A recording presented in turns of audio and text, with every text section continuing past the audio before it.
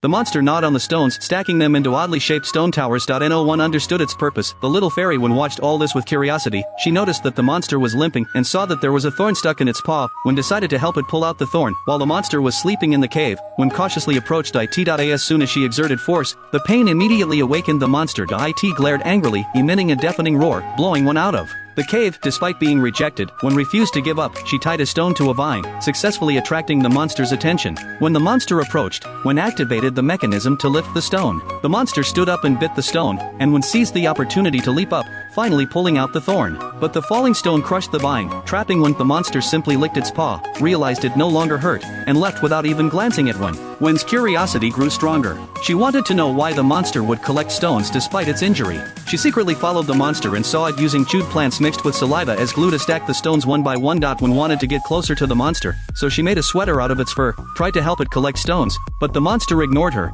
and even destroyed the little nest one had built. Just then, the fairy dust scattered on Wen's body caught the monster's attention. It approached her for the first time, revealing a look of surprise at the floating fairy dust. Wen used the fairy dust to help the monster stack stones, and this time the monster did not refuse. It even stopped destroying the new nest Wen had built, finally accepting her. The next day, the monster woke Wen up, and a towering stone tower had been completed. Suddenly, lightning flashed in the night sky, and a bolt struck the stone tower. The monster's body began to glow, and massive wings grew from its back. It turned out to be the guardian of the fairy forest, the eternal beast. It had built the stone tower to guide the lightning, protecting the entire forest from lightning strikes. A sudden storm struck, destroying the fourth stone tower, and the lightning headed straight for the forest. When used fairy dust to guide the eternal beast toward the center of the storm, where it repeatedly blocked the deadly lightning bolts. The final massive lightning bolt struck the eternal beast, which expended all its strength to push the lightning out of the clouds. The forest was saved, but Wen was severely injured in the process. The eternal beast's electrified fur touched Wen, and a miracle occurred. Wen opened her eyes once more. After completing its guardian mission, the eternal beast returned to its cave, beginning a 1,000-year slumber, forever safeguarding this forest and the fairies' homeland.